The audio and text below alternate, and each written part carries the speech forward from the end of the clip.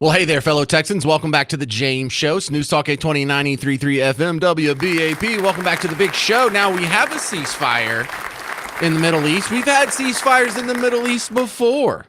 The question is, how long will this hold? Well, the answer isn't forever, because on a long enough time scale, no ceasefire is going to hold forever. But so far in your entire life, they've all been broken. And so the question is, how long will this last? Because there seems to be an actual ceasefire happening. It kind of had a rocky start there. And man, I've never done international diplomacy. I've only reported on it and read about it. But there seemed to be something fishy at the beginning. He's like, yeah, we got a ceasefire that starts in 12 hours for Iran, 24 hours for Israel. It's like, wait a second. Shouldn't a ceasefire start like now?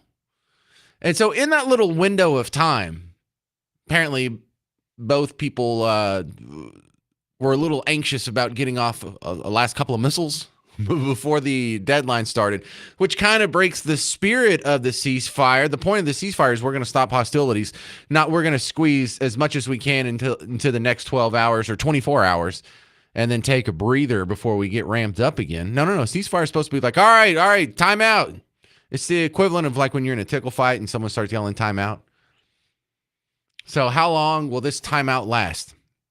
Now, I certainly don't know, but is something different about this one than other Mideast ceasefires?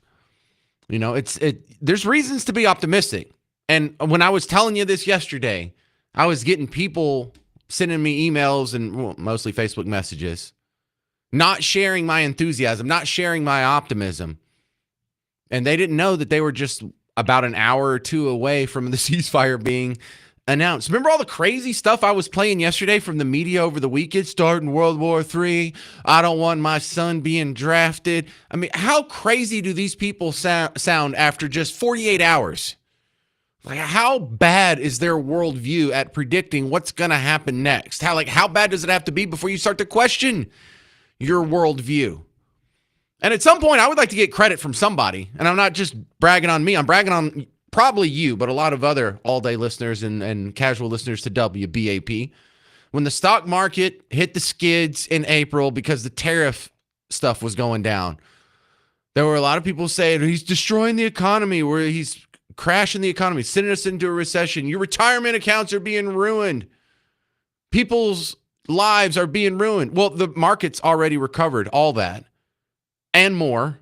We're in positive territory for the year. We're just a frog's hair away from all-time record high. So except for a little 3-week span at the end of February and the beginning of March, the stock market's never been higher. Your retirement accounts have never been more fruitful and cornucopia-ish, just making up words now, than it is right now. But all the people that were telling you to panic 2.5 months ago were giving me hell for being so soft on it. All the people that were telling you to panic about the Iran strike on Saturday already look like they got over their skis, and it's only Tuesday. The lesson going forward is there's going to be people who say whatever this guy does is the worst thing ever. It's hell on earth. It's Dante's 3rd, 4th, maybe 5th level of hell. Now, there's no advantage to me strategically for telling you to calm down. In fact, it benefits me to be as sensational as possible. It benefits me. It locks people in. People who have that fear gauge set to 9, if not 10. Being sensational is good for keeping ratings, but I am not going to do that to you if it's not true. You need to start getting in, and again, I'm probably not lecturing you. I'm just really the 40% of the country that barely pays attention to news. We'll make a lot of progress when those people aren't so easily swayed, aren't so easily manipulated in an emotional fashion by their sensational preferred news outlets. And I have a little bit of grief with the Fox News crowd as well. Over the weekend, my father and father-in-law were all over this Iran thing. What do you think is going to happen? What's going to happen next? Is this going to be World War III? Are we going to put boots on the ground? Is this going to expand to China and Russia and blah, blah, blah? And I'm saying I am not even really keeping up with it because this isn't going to last. Iran can't keep doing this for very long. That's what I said last week. That's what's being borne out to be true. Iran can't put boots on the ground. What are they going to do? An amphibious assault on Galveston? Oh my God, we've been dreaming about that as little Texans our entire life. What do you think we've been storing up all this ammo for? Even if they had a nuke, how would they get it here? Well, they could get a dirty bomb. And, well, Pakistan's had a nuke for 20 years. Any dirty bombs yet? There's always going to be people who are trying to scare you on the right and left just to grab your attention so you don't turn the channel. When I do it, it means something.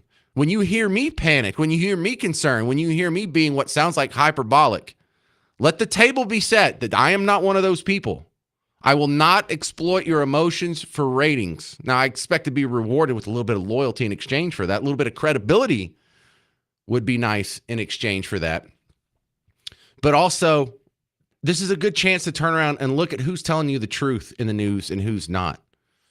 And Donald Trump was all over that. I'm sorry about the airplane noise, but this was today. And, the fake news, like CNN in particular, they're trying to say, well, I agree that it was destroyed, but maybe not that destroyed. You know what they're doing? They're really hurting great pilots that put their lives in the line. CNN is scum, and so is MSDNC. They're all. And frankly, the networks aren't much better. It's all fake news, but they should not have done that. Those pilots hit their targets. Those targets were obliterated, and the pilots should be given credit. They're not after the pilots, they're after me. They want to try and demean. All right, so the lesson here is, MSNBC and CNN are bad, but ABC and CBS, they're now in the same territory. There's not a whole lot of people you can trust left out there. And half the people on Fox News I thought were way too hyperbolic and sensational about this Iran situation as well. You learned this weekend another great example of who you can trust with the news, who you can trust to not try and hook you on emotions and get you all worked up over something that's going to be resolved in 48 hours is what it took. So, yes, credit to WBAP, credit to our news department, credit to our sister station, KLIF. And there's not a whole lot of other credit to go around.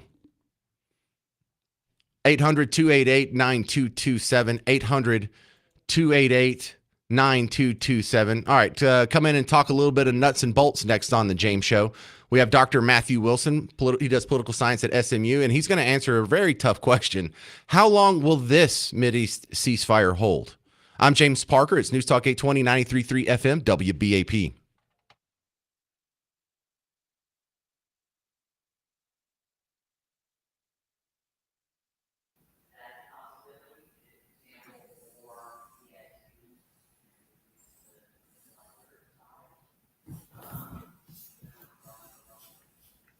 Hey there, can you hear me?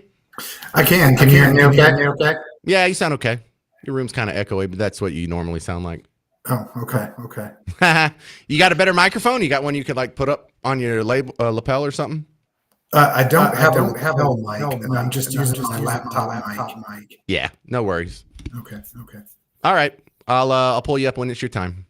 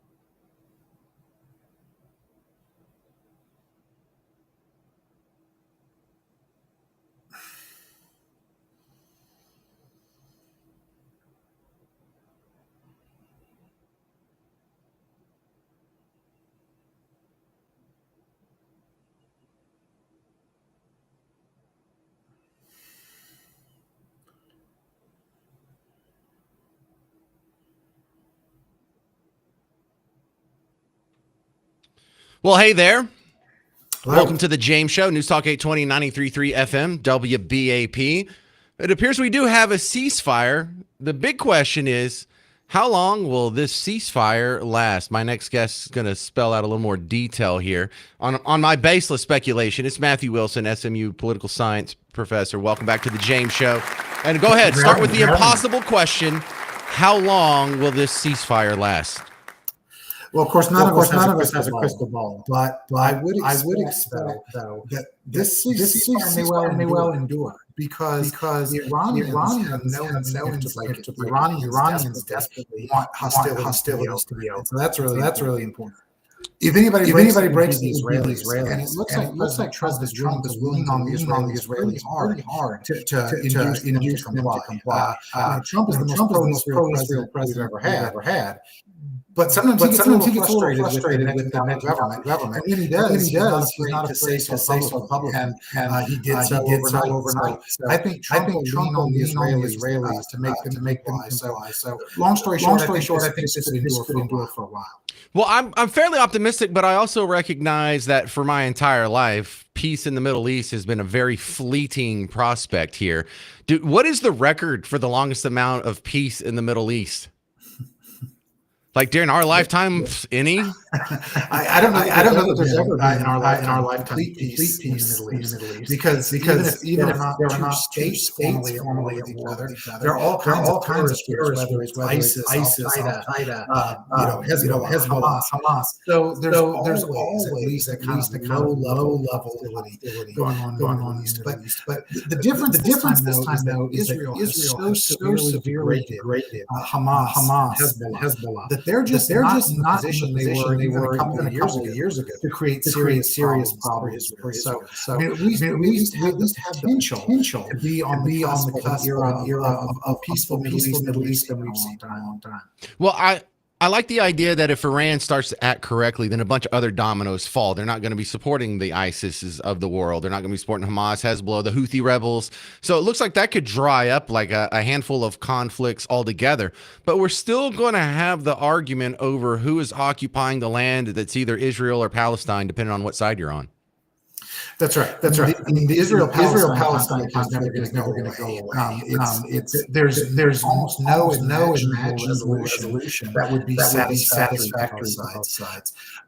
But here's the difference. The other Arab countries in the region are not as invested in the Palestinian cause as they once were. Countries like Saudi Arabia, Bahrain, UAE have decided they really don't. They're not willing to let the plight of the Palestinians become an impediment to their relationship with Israel. Which means sadly, if you're a Palestinian, you're kind of hung out to dry. You don't have anybody who's really got your back. And that essentially puts Israel in a position to dictate terms in that conflict. All right, we're talking with Dr. Matthew Wilson, SMU political science professor. Now, see, what I'm seeing is sort of forming now could be the Gaddafi model, where he was a supporter of terrorism. He was chanting death to America. A couple of bombs changed his mind. And then while he spent the rest of his life not necessarily being nice to America, but just not cussing us out and supporting terrorism anymore. So do the Ayatollahs see that's the path? They can still stay in power, but we have to drop all this terrorism stuff. Can they actually do that? I think the question is how do they retain the credibility? They already are pressured at home. They're a repressive regime. Iran has not been growing economically. I think the promise from the United States is, look, if you straighten up, stop supporting regional terrorism, if you stop pursuing your weapon, we will end sanctions, and you can be a normal country. Start to build an economy. You can start to build some prosperity, and then maybe that improves their path to remain in power. Any chance Iran could become an ally on a long enough timescale? Depends on what you mean by long enough. If we're talking about centuries, I mean, Sure.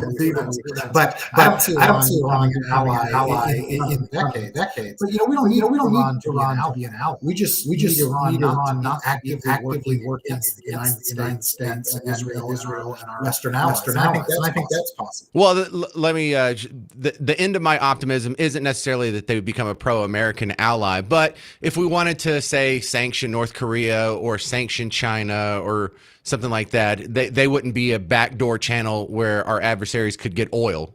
So whenever we try and starve someone out, having Iran on board with that would make our sanctions a lot more effective. Absolutely. Iran was one of the parties that has helped Russia evade our sanctions that we put in place over Ukraine. So, as long as Russia, China, Iran, Korea, Venezuela are willing to cooperate with each other, they can all help each other evade sanctions. So you're right. If we were able to induce Iran not to behave that way, it would be a real boon to foreign policy. All right, Dr. Matthew Wilson, is there going to be some sort of summit and an official peace treaty signed, or are we just doing the handshake deal and seeing if that holds? I think it's just a handshake because remember there never was war declared, right? Israel and Iran have not had war in any sort of legal sense. So I think we're just talking about a handshake deal, but a handshake deal, given the circumstances we've seen, we'll take it. All right. Thank you very much, Dr. Matthew Wilson, SMU political science professor. Where do we find your work outside of the James Show? Oh, you can find it in a variety of political science journals, but also I wrote a book called Understanding American Politics and a book called Politics and Religion in the United States. Feel free to check those out. Yeah, I don't get a whole lot of political science journals, Dr. Matthew Wilson. Figure that might be the case. If you got some leftover ones, maybe you could drop some off at the station. Thank you very much. It's Dr. Matthew Wilson from SMU on The James Show. Do you have a prediction? How long will this peace hold? 800-288-9227, 800-288-9227. I'll tell you where I stand next. I got a nice little T-chart drawn up of the pros and cons, the reasons it could last a long time, the reasons it could be broken before the end of the week. That's coming up next on The James Show. News Talk 820 and 93.3 FM, WBAP.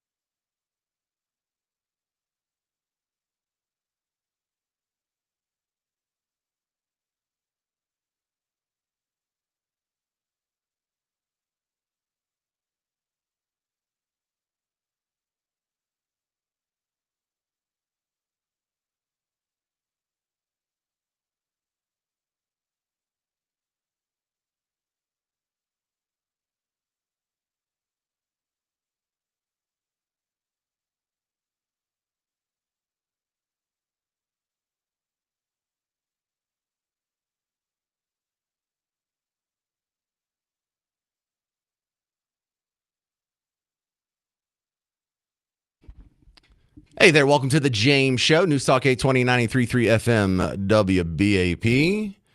Well, the peace seems to be holding thus far when it comes to Iran, Israel, and I guess us included now in the Middle East. I would be seeing pictures on my screen now because it's just now getting dark over on that side of the planet. And I'm not seeing any missiles being fired. I'm not seeing any missiles being intercepted. I'm not hearing any air raid sirens going off. I'm not seeing any reporters standing out there in a flak jacket and a helmet. So far, it's holding kinda-ish. How long will it hold? I have optimistic takes on this and pessimistic takes on this, but I'm leaning more toward the optimism. You know, it always seems in Iran's best interest to just knock off all this terrorism funding. You're going to tick us off and we're going to smack you around at some point. Well, it finally happened. The bully got slapped back. Will the bully start acting better going forward? That is the big variable. This is Phil in Temple. You're on WBAP. How long will this last, Phil? Hey, thank you. I was just going to make an observation about the Palestinian people compared to the Kurds. I lived in Sweden for a number of years, and I met a Kurdish guy there. I became real good friends with him who left with his family during the early 90s because it was called the Anfal campaign. But it was genocide, a couple 100,000 people. But the courts in The Hague never recognized it as it being genocide. But you know, they're no man's land. You know, they're over on Turkey and Iraq and Syria. You know, just they've lost their thing for a long time ago. But the Kurdish people, you know, they date back to the 400, 500 BC long history. But they're worse off than the Palestinians, and no one's even attacking the Palestinians, in other words. Yeah, so you know what? I actually have the Kurds on my T-chart on reasons why I think there will not be a lasting peace in the Middle East. Because what I was trying to really boil it down is, you know, this does solve a lot of problems. If let's make the great assumption that Iran acts correctly, then the Houthi problem may die down. Hamas and Hezbollah may die down. I don't know. They may try and continue in some diminished capacity state, but without the backing, the funding, the weapons, the logistics from Iran, what could they really do? You know, ISIS couldn't have done its thing under Obama without Iran's backing. The insurgency that we had in Iraq for all those years was primarily of Iran's doing. So the Kurds are one of the question marks because they're a people without a homeland, and there has been violence perpetrated on them and then them trying to defend themselves. And, you know, you see a couple other little tribal conflicts like that. Remember the Yazidi Christians running from ISIS. But the big one is the Palestinian-Israeli situation is still going to be unsettled. There are still going to be Muslims, very angry Muslims who think the Jews have no place in what we call Israel. And there's going to be Israelis who are like, no, I think we pretty much belong here. And I don't know how that resolves. How is that going to be something that doesn't lead to shooting on a pretty short time scale? Exactly. They're just going to go back to what they know, and that's a really good point you brought up because it leads me to thinking about Iran now. Because if I'm not saying anything, read between the lines, but how is the changing of the state of what someone labels what's going on there going to change the mentality? And what they always continue to do the whole time, that they come back or they make promises and they go back to, you know, enriching uranium and all this. So they continue to do that. So, and it's a religious basis, but you know, for all their stuff to conquer and eliminate, you know, the infidels. And so, why and how would any of that be changed? You know, that goes back to somebody talking about, you know, holy wars, in other words. Well, ideally, I think, Phil in Temple, I think the hope is that the hardline Islamist, not Islam, but Islamist population in Iran is a pretty succinct minority, like just to say maybe 20% or so. And once they get a hold of the seats of power, it's kind of like the Sunnis did in Iraq. You know, they were a minority, but they held sway.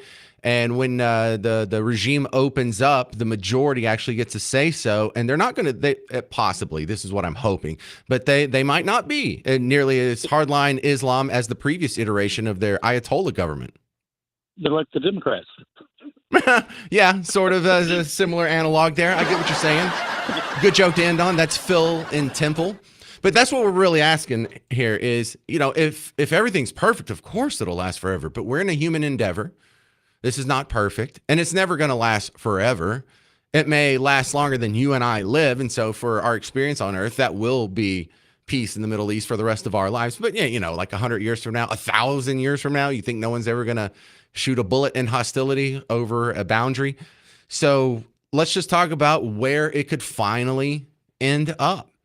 And my eyes are still on Israel, Palestine, Israel and the West Bank, Israel and Gaza. Even if that gets solved, we still have Israel and the West Bank. We still have them putting settlements over there. They're very clearly trying to take over the rest of that little kidney-shaped area of land on the west side of the Jordan River. And I don't see a pretty solution to that. Now, I can hope, I can be optimistic. I can think, well, the hostilities, the terrorism, the bombings, the suicide bombings, the terror attacks, the tunneling, the attacking concerts, that could all be minimized quite a bit because Iran is withdrawing their funding from all of these terrorist activities. But it's kind of hard for me to see how it goes to zero. Goes to zero for the rest of my life? What am I going to live another 30 years? That's asking a lot of the Middle East. Have they, in our entire lives, has there ever been 30 years of tranquility in the Middle East? No. That's a punchline. That seems kind of far-fetched. But really, if Iran does act well, far-fetched, but possible. That's interesting. Coming up next, what the heck did Jasmine Crockett say this time? She has some sharp criticism of the Iran situation. And you're going to hear the next flaccid attempt to impeach Donald Trump, already introduced in the House of Representatives. 800-288-9227, 800-288-9227. I'm James Parker on News Talk 820 and 93.3 FM WBAP.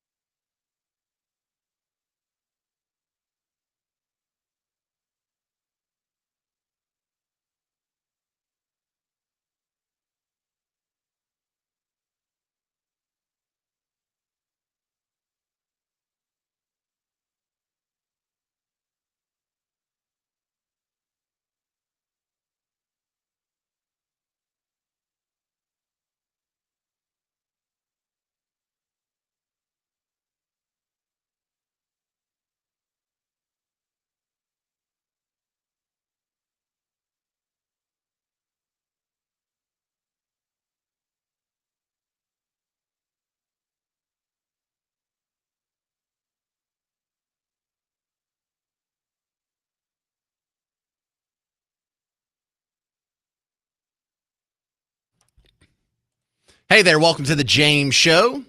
News Talk 820 and 93.3 FM WBAP, and one of the most easily predictable pieces of legislation. We have impeachment articles that have already been introduced in the House.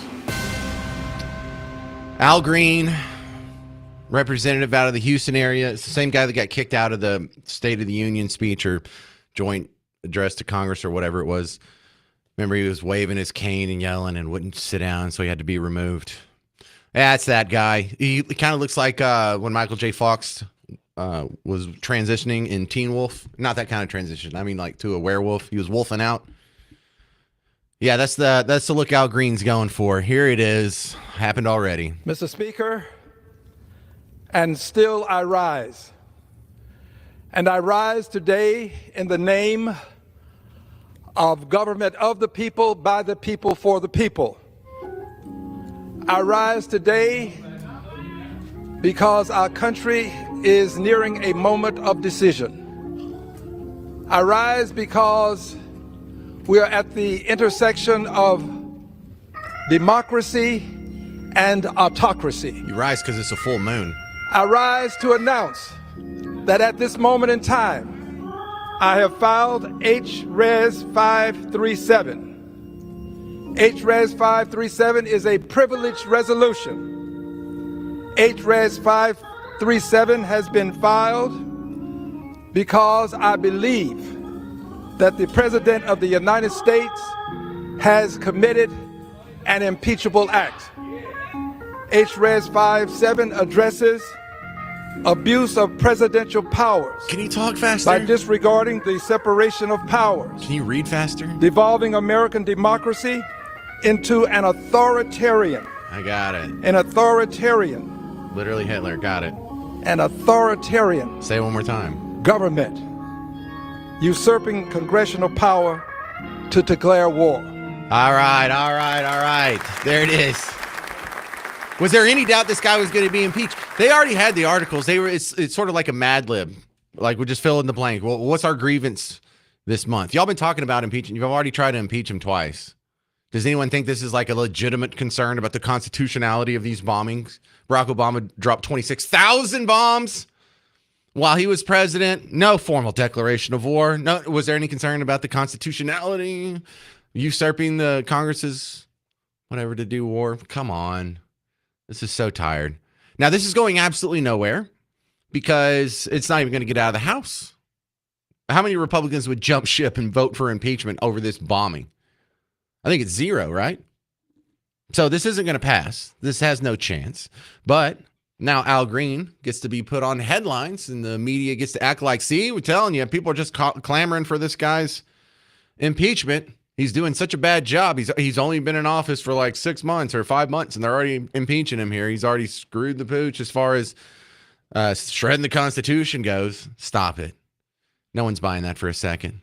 Also, in today's edition of What the Heck Did Jasmine Crockett Say This Time? Jasmine Crockett, queen of the liberal tea. Peach blonde, bad built butch body. Governor Hot Wheels. And he is a hot ass mess, honey. Queen of the liberal tea. She was on the same line of thinking here. She's concerned, really, y'all, about the constitutionality of the president dropping bombs, committing an act of war without authorization from Congress. Same argument. And to understand enough about the Constitution to the extent that I'm the one that's supposed to make a decision or at least get a vote.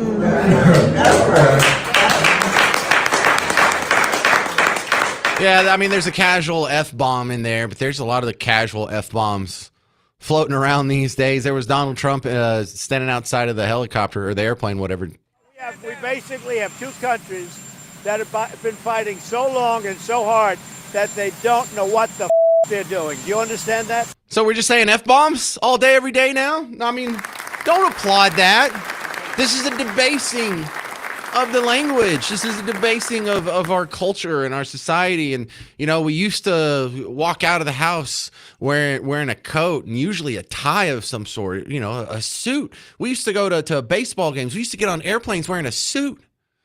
Now look at how we're dressed. Half the people in Walmart are wearing pajamas, people are getting on airplanes wearing like an OP tank top and jams. Garrett, do you know what jams are? Are you too young to know what jams are? No, not pajamas. You don't know, like the shorts, jams? God. Yeah, you don't have to look it up. That just means I'm like 100 years old. That just, because Garrett's like 28. And if I make a pop culture reference that he has to look up, it makes me feel like I'm 100. All of a sudden, what am I, Rip Van Winkle? So that's what's going on here. That's today's episode of What Did Jasmine Crockett Say This Time? They're concerned about the wartime decisions, y'all. They're concerned about, and to be fair, somewhat, the party out of power seems to be far more concerned about the Constitution than the party in power. No, and it doesn't matter who's in power. These arguments come up. Oh, you're not allowed to do that without an act of Congress. Well, you let Joe Biden do it. You let Barack Obama do it. If you only selectively care about the Constitution, then you don't really care about the Constitution. It's just a convenient sledgehammer to bludgeon your political opponents. But you don't care about the Constitution. You're trying to exploit the American people who actually think they care about the Constitution. But here we are. Make no mistake, though, that impeachment isn't going to go anywhere. It's not designed to go anywhere. It is designed to make headlines. It is designed to try and influence the 40-something% of our population that is window lickers. And I don't mean that as an insult. You're listening to talk radio. You're already more informed than most of the people that you cross on the sidewalk. You're more informed than the people who are in line in front of you and behind you at the grocery store. But there's a lot of people who just get some casual headlines here and there, maybe floating across their social media. Maybe they walk through the living room while their dad's watching TV and they catch some headlines or something to that effect. Maybe they just get some info talking to friends. But all this is for is so MSNBC and CNN and ABC and CBS can spend some of their precious real estate, and that's what you call on-air time in broadcasting, spend their precious real estate giving you another story that makes Donald Trump look as bad as possible. Because the news doesn't go out there. Most news outlets don't go out there and say, what is the most important thing the president said today? And let's pass that along to people. What is the most profound or impactful or life-affecting decision he's making today? And that'll be our headline. No, the paradigm that these people work on, their algorithm, their modus operandi is, if Donald Trump spoke for 90 minutes, they will go find the 10 seconds that makes him look the worst, that will be the most controversial, that will be the most offensive to the most amount of people. And that's the headline. You know, in Congress, there's all kinds of important bills that are being proposed all day, every day, that they're talking about in committee, that they're admitting into the register, that they're putting down on paperwork, that they're submitting into the system, many of which actually have a chance of passing, but they're not going to make the headline. And this will. Why? Because that's its job. Its job is to just convince people that Trump is not popular, that Trump's not a good president, that he's a terrible president, that normal people are trying to kick him out of office, and you should too. Pathetic, isn't it? 800-288-9227, 800-288-9227. Coming up next, your governor, Greg Abbott, vetoed the THC ban. So, will weed remain legal in Texas? I don't know. I don't know if it'll survive the special session that he also called. So we'll go into details on that. Also, I Want My 80s tour featuring Rick Springfield coming to a music hall at Fair Park on July 20th. Special guests John Waite, Wayne Chung, and Paul Young. You can get tickets and information at livenation.com. But if you want to try and score a free pair off of WBAP, listen to our morning show all this week, because they're going to be giving away tickets to the I Want My 80s tour featuring Rick Springfield, the WBAP morning show. Check it out tomorrow morning. I'm James Parker. This is The James Show. News Talk 820, 93.3 FM, WBAP.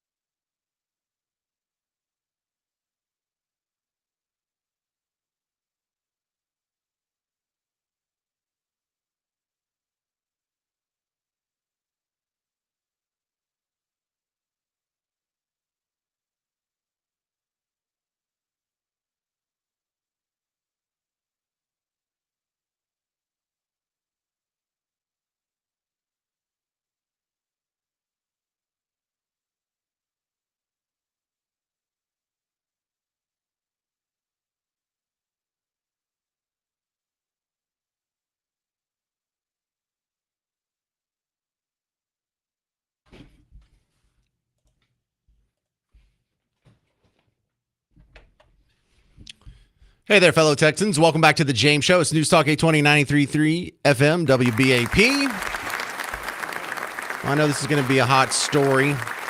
Minutes before the deadline passed on Sunday, your governor, Greg Abbott, vetoed a bunch of legislation and signed a bunch of other legislation. And the big one that's been dominating my social media feed is he vetoed the ban on all THC. It feels weird. Consumable THC is how they keep saying it in the TV and the newspaper, and whenever you see these people giving public speeches. It's weed, okay? They want to ban weed. And we've had legal weed in some weird form, loophole-y fashion for a few years now. Anything fall apart? Anybody clamoring to make that stuff illegal again? I don't know who's asking for this. Now, Dan Patrick is asking like this is the most important issue facing your children right now. But look, I'm downtown right now. I see all these homeless people. None of them are strung out on weed. More of them are strung out on alcohol, believe it or not. I bet you do believe that. But the hyperbole around this is just a head scratcher. Like, I don't think you're crazy if you want to ban weed. I get it. You probably don't do it. You probably don't even know anyone close to you who does. You won't be affected by this whatsoever, and you think drugs are bad, and you think it'll help. But Dan Patrick takes it to another level. This is your lieutenant governor. We have no idea who's making this product. Are they terrorists? Is this a terrorist money laundering scheme? Probably not. In Texas? Is it a cartel money laundering scheme? You know, someone told me I better watch my step. That's what someone told me. I better watch my step. Because this whole idea by the industry again saying, well, these are mom and pop businesses. No, they're not. There may be a few. This is all orchestrated. As I said, over 3 or 4 years, 8,000 to 9,000 shops open up. They all look the same. They all have the same products. They all have the same footprint. They're all built in the same spot around schools, or most of them. No, that wasn't a coincidence, Rudy. That's organized crime behind it. Very likely. So let's make it illegal. Then where are you going to buy your weed from? Is everyone going to just magically stop doing weed? Or are they just going to buy illegal weed? Well, jeepers, James, where does illegal weed come from? It comes from the cartel. Yeah, so your concern, Lieutenant Governor Dan Patrick, is that people might be supporting the cartel if they're buying legal THC products. Never mind the fact that if you ban that, then the only THC products that will be at their disposal come from the cartel. What kind of backwards sense? Like, how does he say these sentences and people don't just fall down laughing, holding their side? So, yeah, is this some kind of money laundering thing? Stop it. Stop it. I don't even know where this comes from. My best guess, and I don't know this, but when I try and find the simplest explanation in Occam's razor, I guess he's either being funded by the alcohol lobby or maybe the medical marijuana lobby or something to that effect. But none of the other arguments against it make sense. And then at that same press conference, some guy named Ali G showed up. Who's Ali G? We all know that it's called the bionic, the bomb, the puff, the blow, the black, the herb, the Sensi, the chronic, the sweet Mary Jane, ganja, spliff, reefer, the bad, the Buddha, the homegrown, the ill, the Maui Maui, the method, pop, lethal, turbo, Thai, shake, skunk, stress, wacky, weed, blaze, the boot, dime bag, Scooby-Doo, Bob, bogey, backyard boogie. But what is the other terms for it? So nothing makes me feel more like an outsider to the two-party system than this subject here. I mean, there's some other ones too, you know, like no one really wants to balance the budget. No one's really anti-war. But this is one where, okay, this is the socially conservative side of the Republican Party. There's many Republicans out there. I think even a majority in some polls are okay with weed being legal in some form. In fact, I know it's a majority when it comes to medical marijuana. So it's just a minority of one of the parties that wants to ban THC so damn bad. So you'd think I would be natural allies with the other major political party, with the Democrats on this, the Republicans in our midst.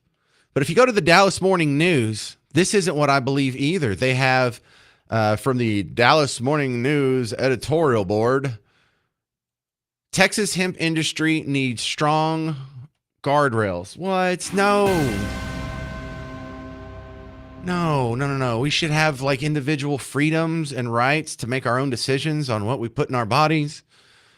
But now that you heard the fringe conservative argument against this, here's the establishment liberal argument side of the THC debate. Let me read you a paragraph here. Minutes before the midnight deadline on Sunday, Governor Greg Abbott vetoed a bill and called on lawmakers to address the issue in a July special session. Initially, we argued against a ban and in favor of a strong regulatory framework. When lawmakers opted for a ban, we urged the governor not to veto the bill because a ban would have been better than leaving the market unregulated. Oh, my goodness. So instead of just making an outright ban, they want the government to have just detailed, nuanced, intimate control of who can buy what, who can make what, who can sell what, when they can sell it, where they can sell it, how strong it can be, what the price will be. They don't want to give you the power. They don't want to give the free market the power. They want to, leave this up to, the capitalism, free market, Adam Smith, invisible hand scenario. No. They want their little technocrat, pencil neck nerds in Austin to make those decisions, not individuals themselves. Well, pox on both your houses. You both got it wrong. Here's an idea. Why don't you get the hell out of the way and do what we did for all of American history until, about 80 years ago when all this war on drugs stuff started? How the founding fathers knew what drugs were. They didn't put it in the Constitution. Where do you think government has a place to regulate this? Where do you think you get the power to do this? Why should you have any say-so over whether or not someone sets a plant on fire and inhales it? I mean, I guess it stinks really bad. And if you're bothering your neighbor with the smell, okay. But gummies? 800-288-9227 if you have a strong opinion either way. But we'll continue with this because I'm gonna break down exactly what I think would happen if we did do the thing that seems super scary to both parties and just leave it open to the free market. 800-288-9227. I'm James Parker on News Talk 820 93.3 FM WBAP.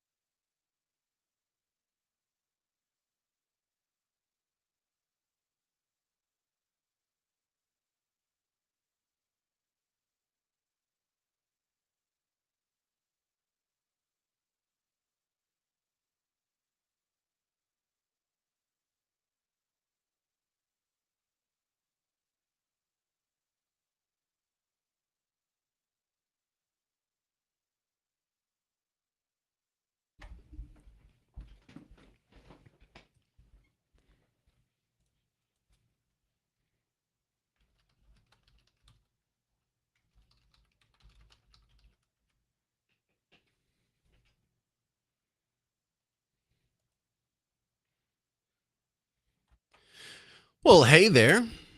Welcome to the James Show, News Talk 820, 93.3 FM, WBAP. So Governor Greg Abbott vetoes the THC ban, the weed ban.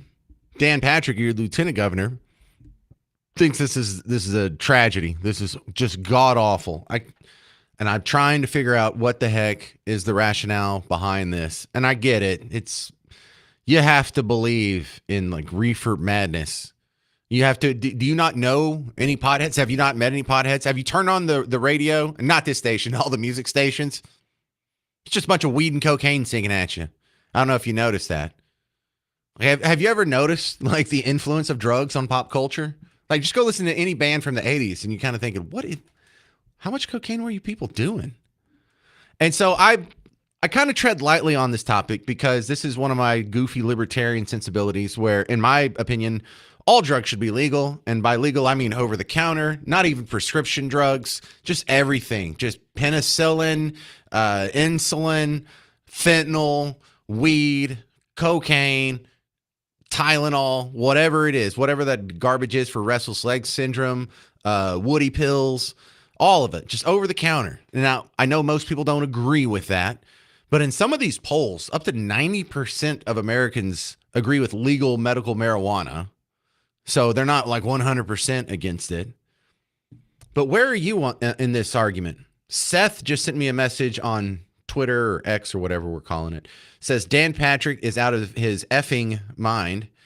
It's the alcohol lobby pushing for the ban. Alcohol is way worse than weed. Nobody has ever woke up in the morning and said, man, last night would have been way better if I had 10 more.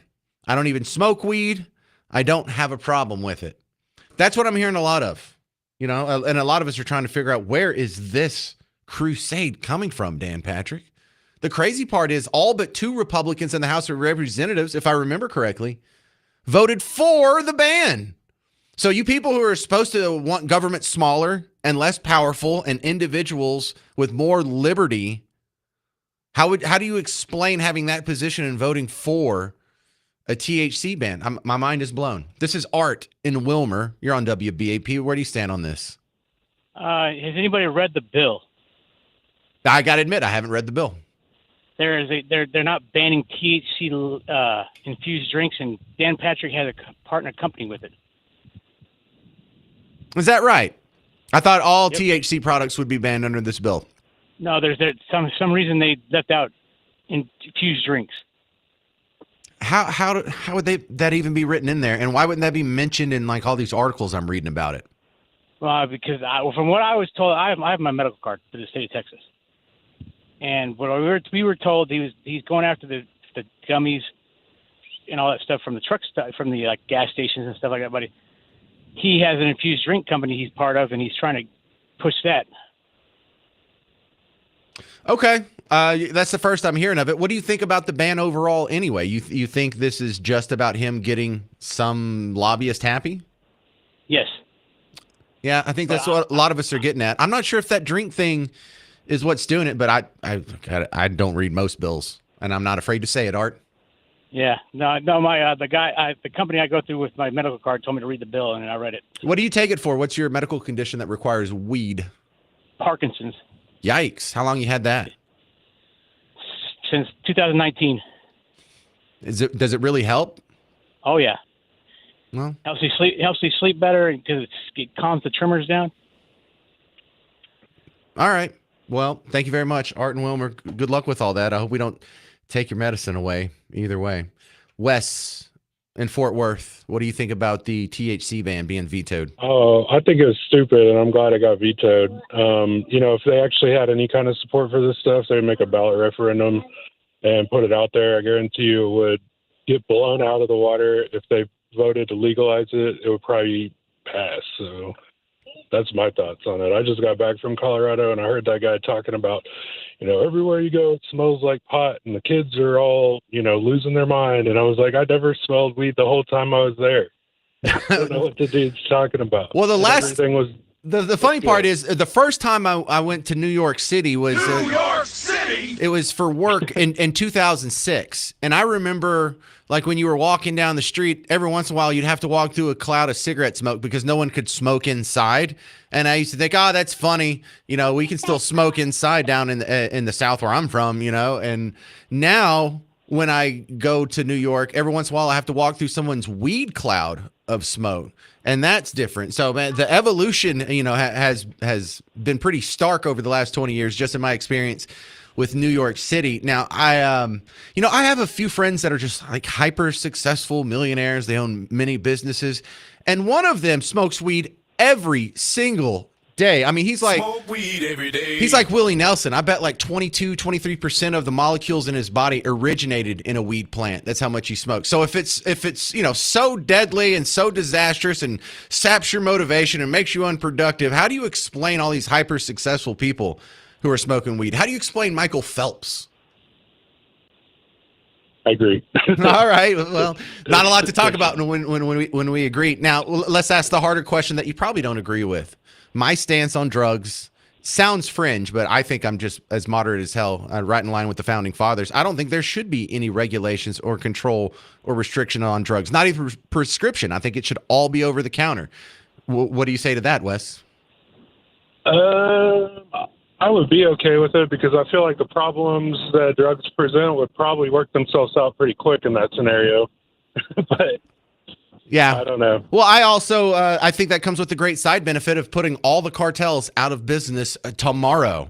And it's not just putting the cartels out of business and like all their crime and their murder stops. They stop bribing all these officials that everywhere between here and the jungles of Colombia and Peru, you know, where we're getting all the drugs from. You know, all those cops are turned by drug money. They're made into something from that was honorable that becomes dishonorable. All the politicians that are bought off, all the judges.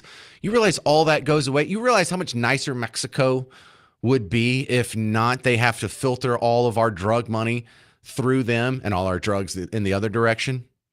Wild stuff. But as it stands now, THC ban has been vetoed. Coming up next, we'll talk about if it survives the special session that was also called for by the governor. 800-288-9227.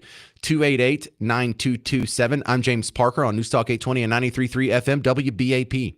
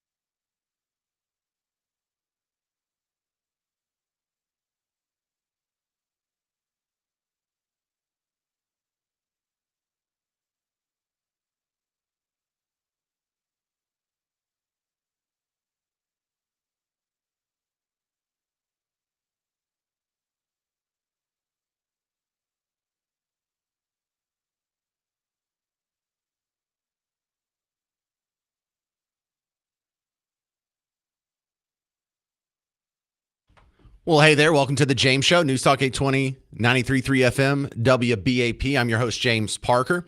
And in response to the governor vetoing the THC ban that had just passed both houses in the state legislature, it's not in the clear yet. There's a special session that has been announced by your governor, and he did this on Sunday, identifying 6 bills that state lawmakers should address. And one of them is this THC situation. So is it going to remain legal? Is it going to have some sort of significant change? Are they going to get anything done in the special session? You saw what happened 2 years ago. They had 4, 5, 6 special sessions. I think they just did it all the way to almost November or something when they finally got done, which totally defeats the purpose of the Texas legislature only meeting once every 2 years and supposedly just for this small little 5-month span here. But I'm surprised that how many people actually are starting to agree with me. I know I have a super unpopular opinion. Depending on what poll you look at, maybe 9 to 11% of people agree with me that I just think all drug prohibition is bad. Just like prohibition didn't work for alcohol, and it took a problem we had, attempted to address it by making it illegal. It didn't get rid of the problem, added a whole nother set of criminal problems on top of it. And now that we've repealed it, we still have a problem with alcohol. Don't get me wrong. It didn't fix anything. I'm not promising anyone a rose garden. I'm just saying this would be better than the current drug war paradigm that's been failing for the last 50 years. 800-288-9227. I think it will survive the special session. Joe and Forney's next. Hey, Joe and Forney, you're on WBAP. Go. Thanks, James. Enjoy your show, buddy. Thank you. Hey, this caller a couple of back talked about the infused drinks, which makes people, I think of things like the different points on this star. Number one, who does Dan Patrick, who contributes to his campaign? There's somebody pushing to make it illegal so that they can come back and legalize it again, I think. But they got to get rid of all the competition first. Okay, yeah, okay. Let's answer that question because I think that's where some of our answers might lie. Again, I don't know, but a baseless speculation, this seems like the simplest one. And I land on 2 likelihoods. Number one is the alcohol lobby. You know, they don't want the competition for intoxicants. You know, if you want to party, we want the alcohol to be the only legal answer to that. Also, could it be the medical marijuana people who, if you do need to get marijuana, stop going to these vape shops and getting this unregulated vapes or the gummies or whatever. They want all the business funneled to them through medical channels. So that's my best guess on your first question. I just didn't want to gloss over that because that really is the most important one. What was your other point? Right. The other point is that I think that we will eventually, in the state of Texas, as some of the other states, Colorado, we will see legalized marijuana at its purest. But you have to understand that the marijuana that you're buying in a vape store today and the gummies, that flower goes through a testing process to make sure that it meets the Farm Bill guidelines, so that it is a legal smokable weed or can be processed into a gummy. So it's not like the government's not involved in it as it is. And I believe you're right. I don't want to go so far and say we ought to be able to buy fentanyl over the counter because people are too stupid to know what a grain of that will do. But in reality, they want to say marijuana is a gateway drug to all of the others. Well, then we need to say beer is a great gateway drug to all of the whiskey that you drink.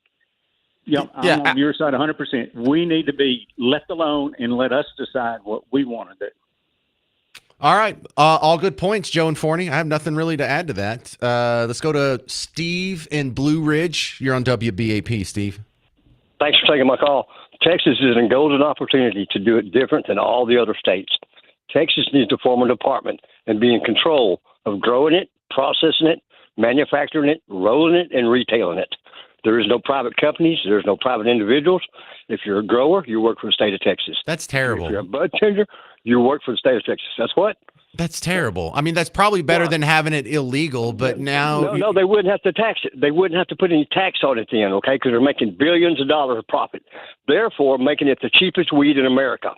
Every American, every pothead in America would come to Texas to buy their weed. I bet you the cartels would get it to you rid of cheaper. Our property taxes, man. We could get rid of our property taxes. If we just tax if we just tax weed, but let other people make weed.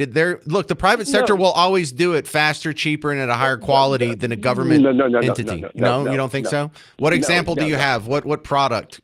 Well, I got there's some real good growing out here, in the wild. It's real hard to tax and regulate something you can grow on the side of the highway. Well, you can grow tobacco on the side of the highway, but no one's doing that. You know what I mean. Well, no, I think that's the perfect comparison. I think that a lot more for weed than you can tobacco, brother. We're talking about stuff that's more valuable than gold here. Now, if you can grow it and have a place to retail it, you can make billions of dollars. If anybody gets mad at them, let them get mad at the state of Texas. Okay, who gives a damn if you get mad? What are they going to do about it? Well, nothing. And the state of Texas could make billions of dollars and not have to put any sales tax on it.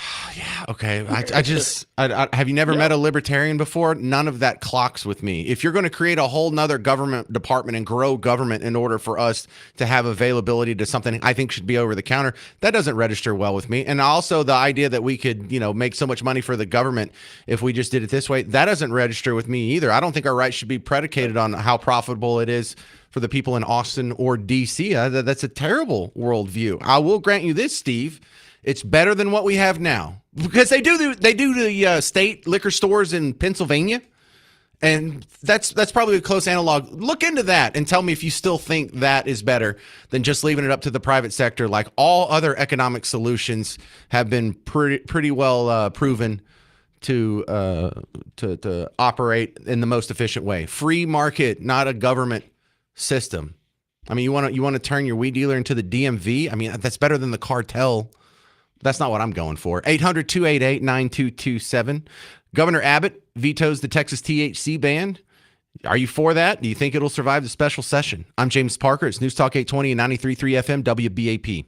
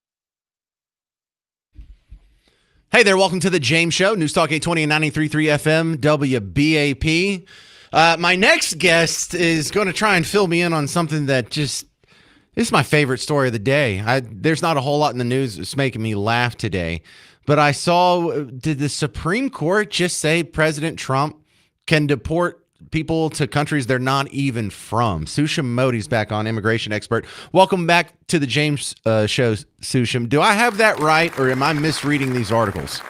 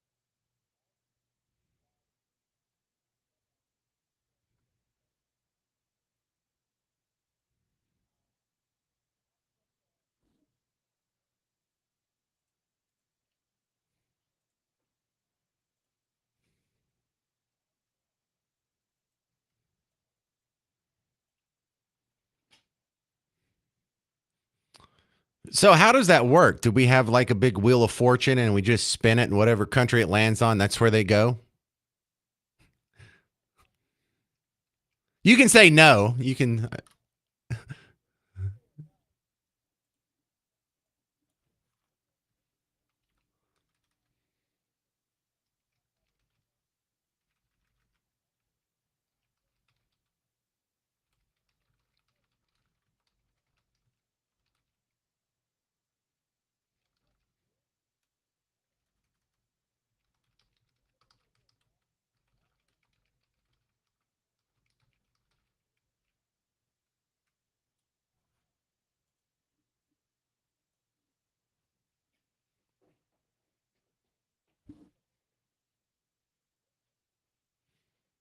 Yikes. Okay.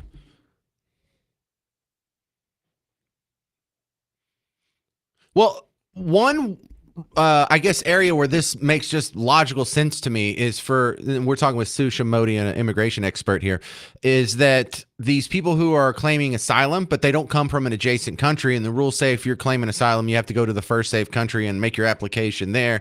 And so for the people who are from, I don't know, like Guatemala or somewhere further away, and they're trying to get asylum here, it would make sense to say, no, you got to go back to Mexico or, the first safe country you went through and apply there. So in my mind, the guy's not a citizen of Mexico. He doesn't belong here either, but he's being sent to a third country that he's not from.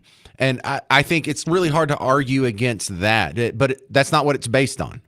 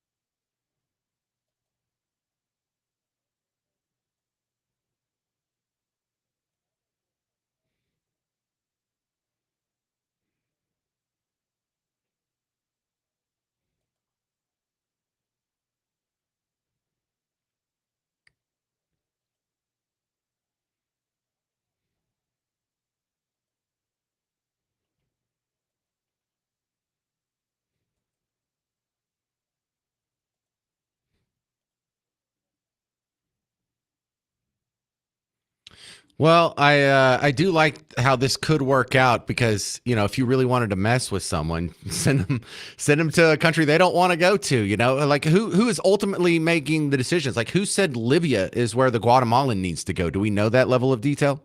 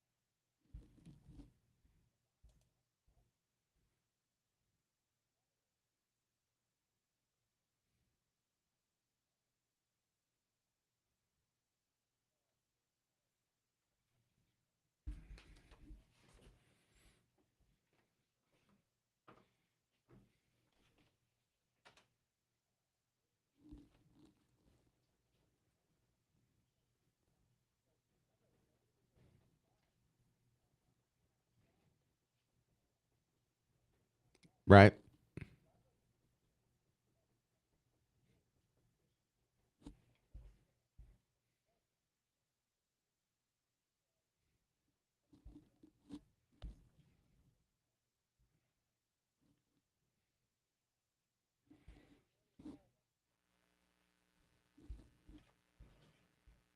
Mm-hmm.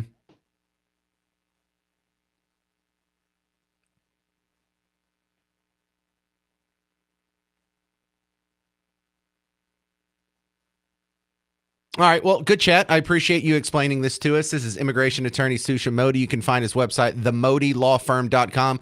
MODI. Appreciate your time, sir. Told you that was a funny story. Love that. Okay. Coming up next, we have to go through some fun audio of how people were having some strong opinions on the whole Iran situation over the weekend and how these predictions and these complaints have aged like milk. 800-288-9227. 800-288-9227. I'm James Parker on News Talk 820 and 93.3 FM, WBAP. Now, homeowners, you need to listen to this. If you have any doubt about your roof, even if you think your roof is fine, but it's about 10 years old or so, listen to this review from Google about Blue Ribbon Roofing. This comes from June 20th, so this was just 4 days ago. It said, I called John Hopkins after our house was hit in the June 1st hailstorm. I heard their commercials on WBAP radio. Oh, thank you very much. And I normally do not respond to radio ads. Shame on you. But I appreciated their honest approach and transparency and wanted to see if they actually did what they say. Tish Hopkins returned my call later the same day, scheduled an appointment at my convenience for a few days later. John Hopkins showed up early, took a look at my roof, much to my surprise. He gave my roof a clean bill of health with no hail damage. He pointed out some hail damage on our patio cover, but that did not require any repair.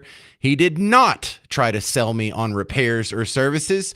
I appreciate the prompt and transparent responses they provided and will consider using them in the future if when I need work done on my roof. Thank you so much for taking the time to write that review, Robert, over there on Google. And that's what I'm talking about. BlueRibbonDFW.com. This is what happens when you actually trust a family-owned company that's been doing this for 31 years. John and Tish were the people who started it. They're a married couple.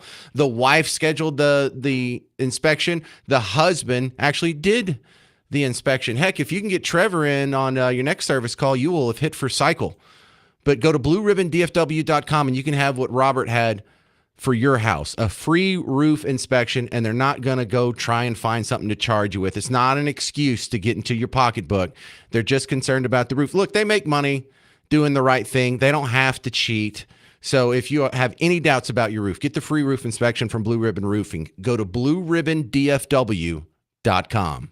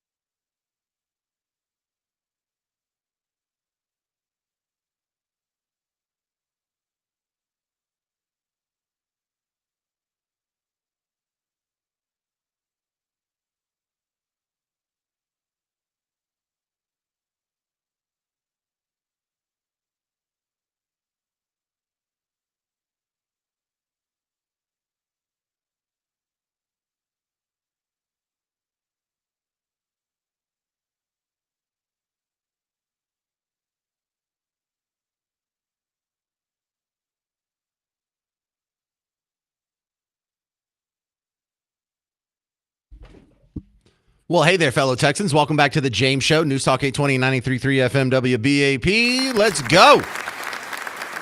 Well, what a difference a couple days makes. Really, we have two pieces of good news that are dominating the discussion today. Number one is that the Israel-Iran-U.S. love triangle seems to be holding. The ceasefire, I think, is the more technical term than love triangle. However, I wasn't so sure that was going to be the case. You know, when it was announced yesterday, kind of a big deal. I half expected there to be some live video of someone shooting a missile down or something, but no. Maybe this is about to wrap itself up, and all the people who were screaming about the next apocalypse or getting their son drafted. It was a bunch of hyperbole. People got all ginned up watching the wrong news and made a fool out of yourself. We'll be playing some of that audio after we talk to my next caller. But I want to talk to him about the other great story. There was a THC ban that passed in the Texas State Legislature, got vetoed at the last minute on Sunday night. Will it survive the special session? Maybe, but a couple reasons to be optimistic. 800-288-9227, 800-288-9227. Brad in Southlake, you're on WBAP. Go. Yeah. Hey, James. I just wanted to say I see your valid points of view, but I agree and disagree on both sides. As far as medical THC, I'm for that. I had a friend with cancer. It helped her eat because the chemo suppressed her appetite. And people like the caller earlier that had Parkinson's. I also have another friend that lives in the same town. He has Parkinson's, and it helps him as well. The only problem that I have is I listen to Dr. Daniel Amen a lot, and I study his procedure called the SPECT scan. And if you take a look at the brain imaging of a SPECT scan of a marijuana smoker or a THC user over a year, 3 years, 5 years, 10 years time, you start to see a lot of oxygen depletion from the brain and the brain starting to die a lot. I think that also creates a lot of impaired judgment over people that smoke weed consistently or take THC consistently. But I'm not all for, but combating that, I'm not all for a complete ban on it. I do think medical marijuana and medical THC should be. How you regulate it or put it through the medical industry or prescribed by doctors, you know, that can be debated. But I'm one of the usual people that I'm for the medical, but I'm not for the recreational because I don't want to see our so I see where you're going with that. My response would be, what's your feelings toward alcohol? Same way. It should be outlawed. You can only get alcohol through a prescription. Yeah, no, and then see, here's the problem with that. Alcohol, they do SPECT scans also on alcohol, and the caller that said, or the emailer earlier that said alcohol is worse than weed, he's absolutely right. Alcohol does show on a SPECT scan over a period of time a lot worse for the brain than weed does. I do agree with that. But you're okay with it being legal? Explain this difference of opinions here. Oh, and that's where I agree with you because I do agree with it being legal. I don't think we need to illegalize or make alcohol illegal for people that want to have their casual glass of wine with their Italian dinner. I understand that, or drink to relax to help to bring their blood pressure down. So, that's a sticky point, and I can understand what the big debate on both sides now, is. What you are making the argument of is exactly what they said about alcohol before Prohibition. I've actually gone back and studied that. Do you know about the whole Prohibition? The temperance movement is what it was called, Wayne Wheeler and all that. Are you familiar with that? I'm not real familiar with that. No, I know about prohibition, but not the intel. Yeah, story. there's Oversimplified made a really good video on prohibition that's only like 8 minutes. I wish everyone would watch it because they're not actively trying to make the case for ending all drug prohibition. They were just focused on the alcohol. But the health excuse is something that was thrown out in the temperance movement. Now that got blown out of the water because you're making you're not wrong in the fact that it has a negative effect, alcohol or weed on your brain. However, we have weed that's illegal, and so people are still doing that, and they're still having their brain affected. Pretty much anybody who wants weed can probably get it by the end of the day. And so you're making it illegal didn't solve the problem of the health consequences of people smoking weed. It just drove smoking weed underground, or gummies, or the vapes, or the pills, or I don't know, whatever people are doing these days, lotions, whatever. So you're not actually solving that problem. And even more scary, if you do use that as a legitimate right to a legitimate way to infringe on people's individual rights to choose whatever they put in their body, you can make an even worse case for sugar. The number one cause of most of our health problems in America is refined sugar, whether it's obesity or hypertension or any number of things. How many of that leads back to a poor diet and less exercise? What are you going to do? You're going to outlaw sugar? Right. Yeah. Right. And I see your point. And that's what makes this whole argument on both sides so sticky, because you can go in any direction. And I just No, you can't go in any direction. I see with all the combination we have of the information we know now, compared to, thank God we did the experiment of prohibition in the past, so we actually have a body of information to work on.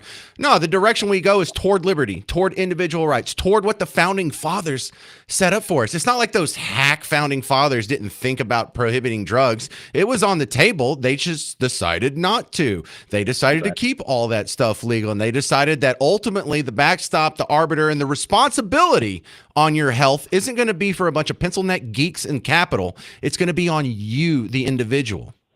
Right. Self-responsibility. And I love hearing people kind of go through the process here, because I started where you are. When I got spit out of college, I was like, well, medical's okay, but you can't just leave drugs unfettered. And the more I studied into it, the more I read up on it, the more documentaries I watched, the more I saw it play out in real life in some of these different experiments like Colorado and Portugal and whatnot. I'm 100% on the founding fathers train of there shouldn't be any regulations on it whatsoever. And if people are worried about, with it being unregulated, it's not safe. Well, with it being given to you illegally, it's even less safe. You're getting it from the cartels. That's more safe than a business who has a built-in incentive to not kill their own customer.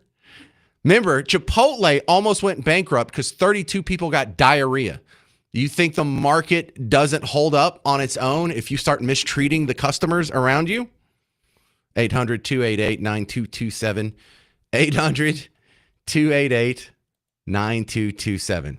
All right, that's a great call. Coming up next, how well were the complaints about Trump's bombing over the weekend? How well do they stand up now that there's a ceasefire? You're going to enjoy this next segment next. 800-288-9227. I'm James Parker. It's News Talk 820 93.3 FM WBAP.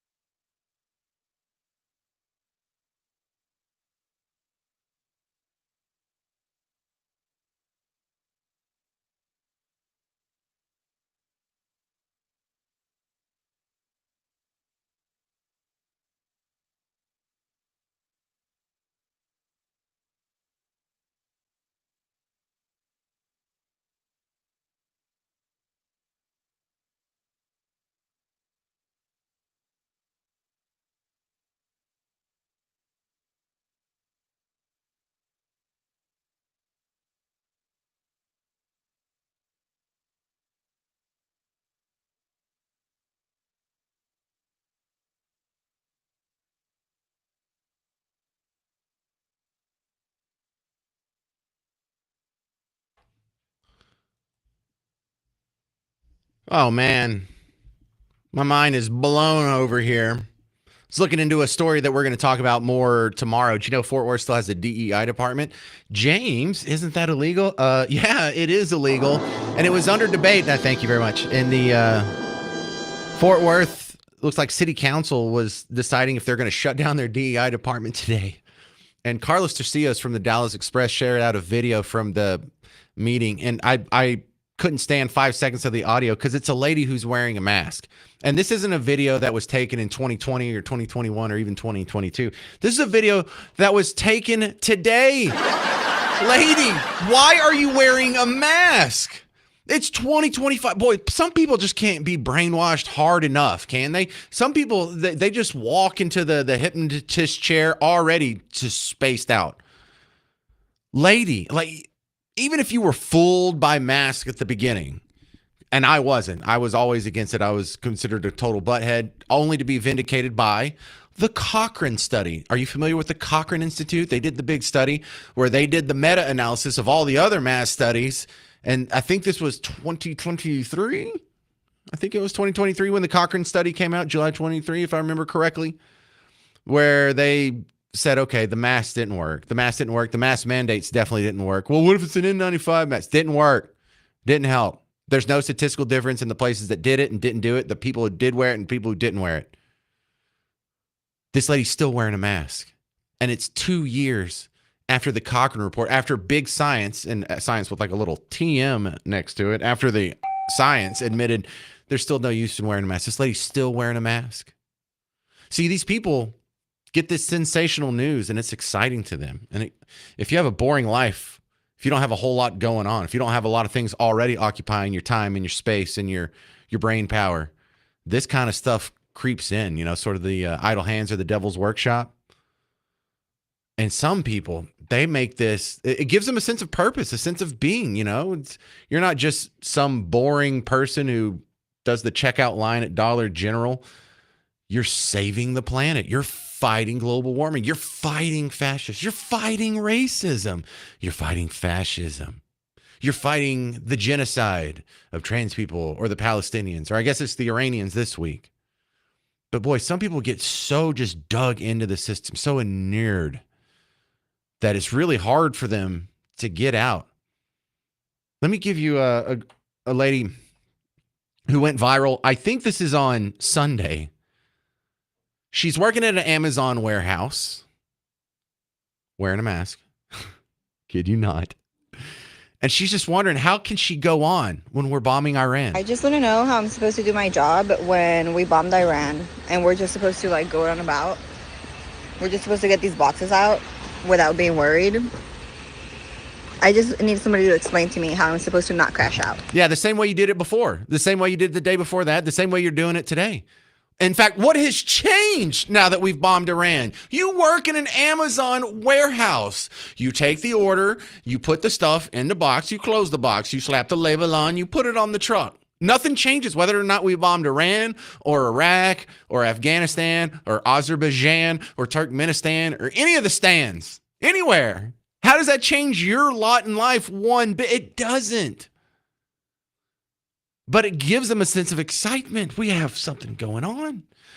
I think that's one of the reasons that the COVID hypnotism worked so well. If your life is good, if your life is cushy, if you have routine, if you're not missing any meals and you're never homeless and you never get rained on, metaphorically or literally speaking, some people can misinterpret that as boring, which a good life is less exciting than catastrophe. That's for sure. It's not preferable, but I think these people just needed some level of excitement here. It's like, how can I go on with the Iranians being bombed? Well, put the stuff in the box, close the box, put the label on it, put it on the truck. But now, how silly do you sound? You were so concerned about Iran and World War III blowing up. This was just Sunday. Here we are 2 days later. Is it still a problem? Is this a big catastrophe? Or were you concerned about the one thing that brought peace, at least temporarily, to the region? So will she go through and will she question the same news sources that told her this is a catastrophe, this is terrible, this is Not good for world peace. Human death and suffering is about to just be piled on us like an avalanche. Is she going to trust them? She's watching them right now. Yeah, I guarantee you she's watching them right now, waiting for the next thing to be excited about, waiting for the next thing to be upset about. Oh, no, there's cops that are murdering minorities for sport and never being punished. Oh, no, they're deporting American citizen children to countries they've never been to and laughing about it with no due process. Oh, no, there's fill in the next tragedy. And it just never ends. There's a war on women. There's a war on people's gender identity. There's a war on the Palestinians. There's a war. Oh, stop it. Calm down. Look at how wrong you were just 2 days ago. Look at how wrong all the reporting was in the news 2 days ago. Really, just 26 hours ago. 800-288-9227. 800-288-9227. All right, still coming up on the James Show. The Department of Justice investigating the Chicago mayor for admitting he only hired black people for top jobs. That doesn't sound legal. We'll talk about it next on the James Show. News Talk 820 and 93.3 FM WBAP.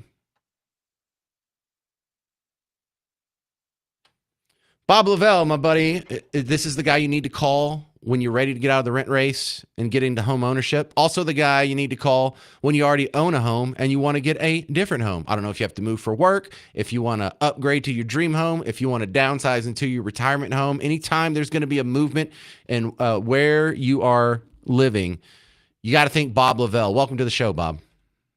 Thank you, James. Now, you've been doing this radio gig thing for what, 20, 30 years? 23 years in August. And I've been doing this real estate thing for about 30. And you know what? I got to tell you, I don't know if it's like this in your business, but in my business, I still have to go to school every 2 years and get in 18 more hours. And you would think after 30 years, you pretty much keep up with the things. So I learned today in my class, and I've been in class for 2 days now. I go free here in about an hour.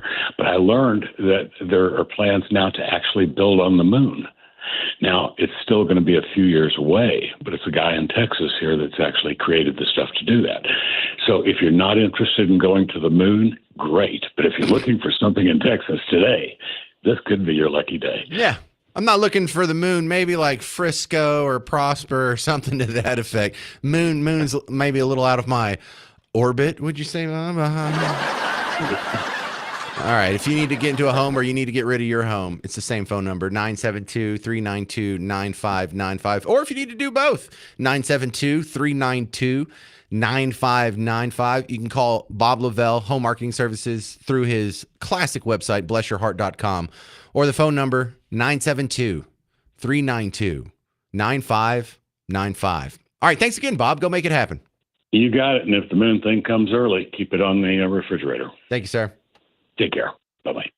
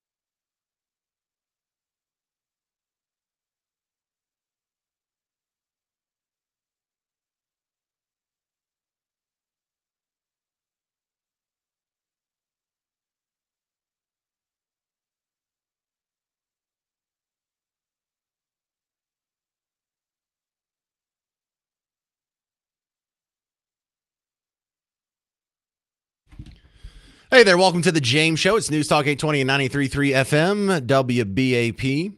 Welcome to the big show. Coming up in just a second, you're going to hear how the mayor of a major American city is under fire.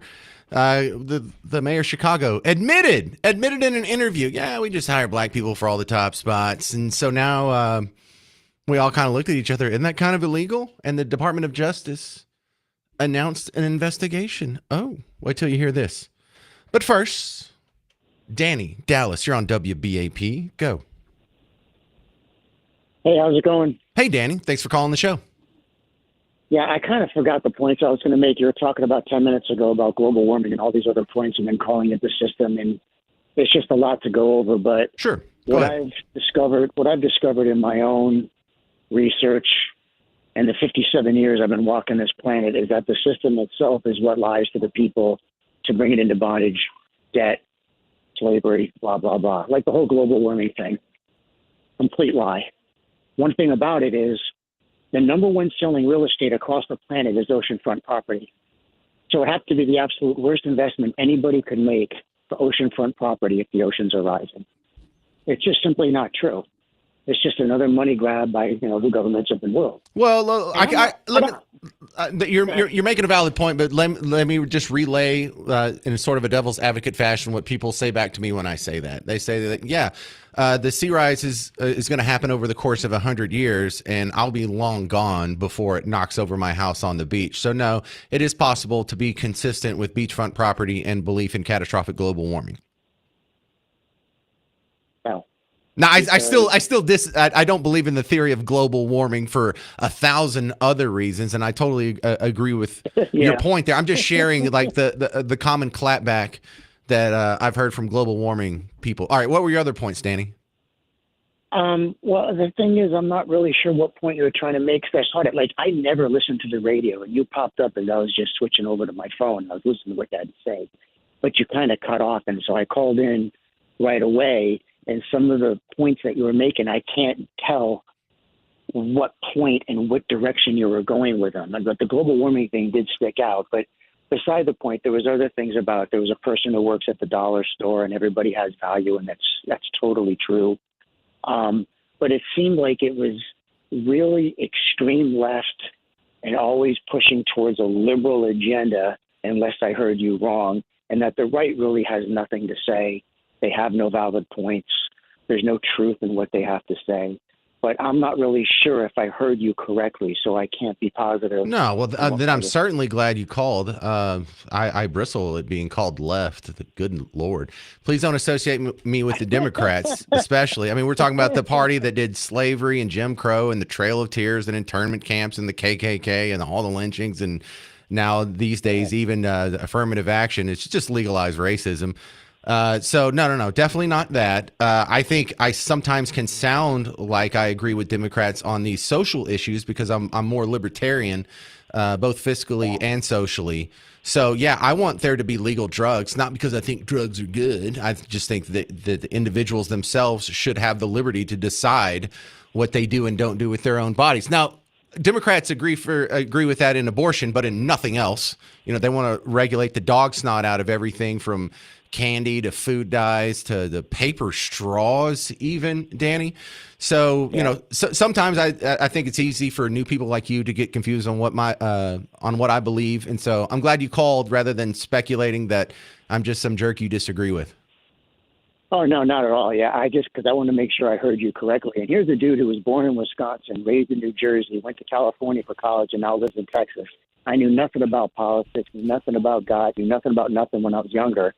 And living in all those states, I was always conservative, just by automaticness. And I don't even know how. I wasn't raised any way of that.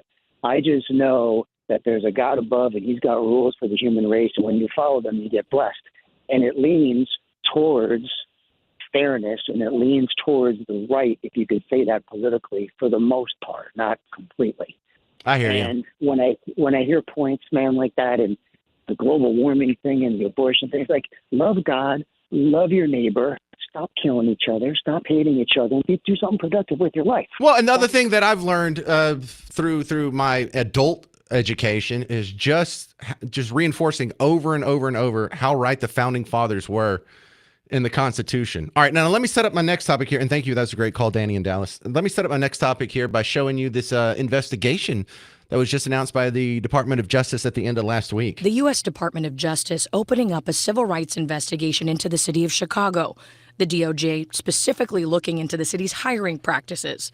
This comes after remarks Mayor Brandon Johnson made at the Apostolic Church of God in Woodlawn yesterday, where Mayor Johnson shared his vision for the rest of his term, emphasizing education, public safety, and equity.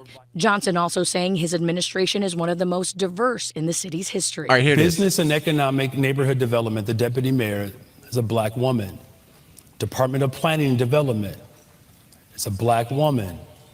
Infrastructure deputy mayor is a black woman. Chief Operations Officer is a black man. Budget director is a black woman. Senior advisor is a black man. We just received a statement from the mayor's office in the past half hour. All right, so that's sort of the basis of what we're going to talk about in the next segment. Should that be legal for this guy to purposefully just hire only black people for all the top positions in the city of Chicago? Now, certainly that runs afoul, just ethically speaking in your sensibilities, but is it legal? Does that count as diversity in their playbook? Because I think that's something they celebrate. 800-288-9227. 800-288-9227. I'm James Parker. It's News Talk 820 and 93.3 FM WBAP.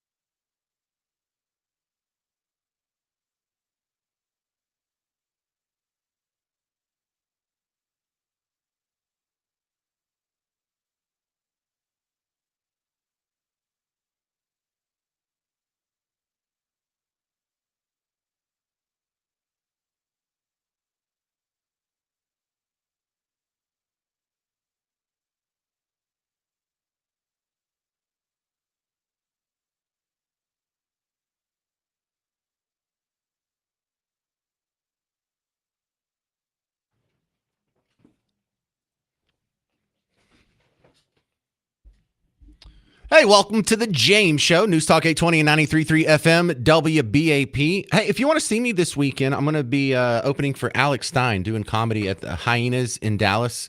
This isn't like an official station event or anything. This is just me and a buddy having some fun. And Alex Stein, he's on The Blaze. You've probably seen him in viral videos, harassing different city councils around town. So, yeah, Hyenas, doors open at 6, show starts at 7. And I actually have a couple spots left on the guest list, but I figure if you want to get in, that probably won't last very long. Just send me an email or whatever. But you better go if I put you on the list. They just gave me like 15 people, and I only have 4 friends. So I got like 5 pairs to just, I don't know, give away or whatever. More details, find WBAP's Facebook page or Twitter account. I am super excited at this new investigation announced from the Department of Justice into Brandon Johnson. And Brandon Johnson went out and bragged that he only hired black people for the top spots. Now, I have said on this show, and you have probably thought it, even if you didn't hear it from me, but diversity, when they use it in woke parlance, doesn't mean diversity. Because in the dictionary, diversity means all kinds of different things mixed together. And so if you had diversity, they wouldn't be all white, but they also wouldn't be all black. And so I've noticed this, like you see the post where, hey, look, the Penn State has, it's the first time that we have a black athletic director, a black head coach of football, a black head coach in basketball, and a black head coach in baseball. And then they'll say hashtag diversity, but that's not diversity. They're all the same color. That's the opposite of diversity. That is a monolith. And so you realize, oh, when they're using diversity in that context, they just mean anti-white. It's just plain old racism, but it's in an acceptable form because it's not that kind of racism. Okay, I got it. So Brandon Johnson is on the hot seat. And one of the first ways that I suspect, and you probably agree, that we need to get rid of racism is to stop judging people based on the color of their skin. And that doesn't just mean in bad situations.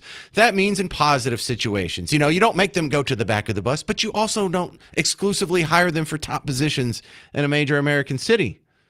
So here's Brandon Johnson just cutting out the... Business and Economic Neighborhood Development, the deputy mayor is a black woman. Department of Planning and Development is a black woman. Infrastructure deputy mayor is a black woman. Chief Operations Officer is a black man. Budget Director is a black woman. Senior Advisor is a black man. So when you hear something like that, Team Blue hears that and they're like, yes, look at this great diversity. Team Red says, okay, that's racist. People who are sort of independent and not really married into the two-party system say, that's definitely not diverse. That is not what diverse, that's not what the word means. So no, and that's quite often when they say diversity, they definitely don't mean diversity of thought.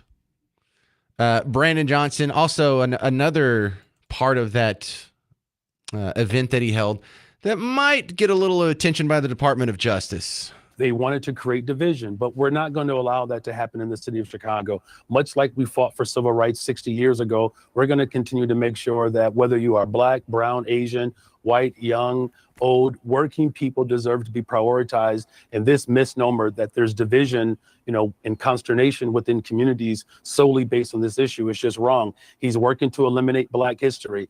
He is trying to eliminate black existence from this country, but he's also attacking the LGBTQ+. I wouldn't say he's trying to eliminate black existence. We're going to bring people together in this country to make sure we build the safest, most affordable big city in America.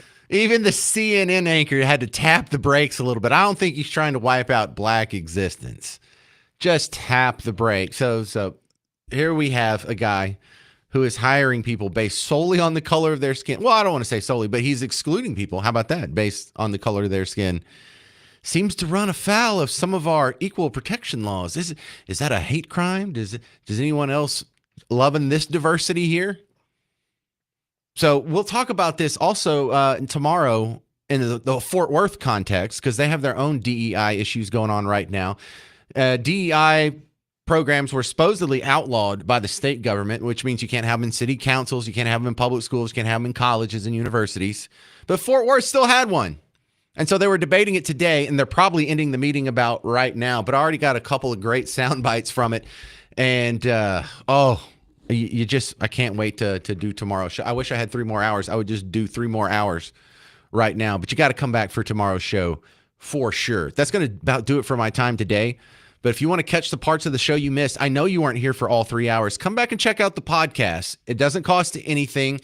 It's a super fast way to consume the show. And the fact that I cut out a bunch of the commercials and the weather and the sports and the traffic, because, that's not going to be pertinent 6 hours from now. So it's you can listen to it in about half the time.